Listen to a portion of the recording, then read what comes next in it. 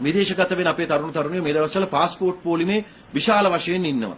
එතකොට විදේශගත වෙන්න බලාගෙන සමහර අය අද හෙට විදේශගත වෙන්න බලාපොරොත්තු නොවුණත් හෙට අනිද්දා යන්න බලාපොරොත්තු වෙන අනාගතයේදී යන්න බලාපොරොත්තු වෙන પાස්පෝර්ට් අරගෙන තියෙනවා. නමුත් අද හෙට විදේශගත වෙන්න බලාපොරොත්තු වෙන අයට ලොකු ප්‍රශ්නයක් මතුවලා තියෙනවා මේ විශාල පොලිම නිසා. සමහර වෙලාවට තව මාස එකමාරකින් දෙකකින් තමයි Tamanට ටෝකන් එකක් හම්බෙන්නේ, Tamanට නම්බරයක් හම්බෙන්නේ, අපොයින්ට්මන්ට් එකක් හම්බෙන්නේ પાස්පෝර්ට් එක ලබා ගැනීම සඳහා.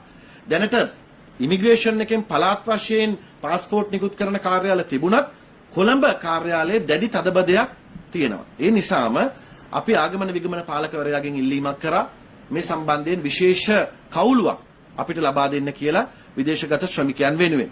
ඒ අනුව එතුමා තීන්දුව කළා පළවෙනිදා ඉඳලා, ඒ කියන්නේ ලබන සඳුදා ඉඳලා එළඹෙන සඳුදා ඉඳලා ආගමන විගමන පාලකවරයාගේ තිබෙන ඒ බලතල පාවිච්චි කරලා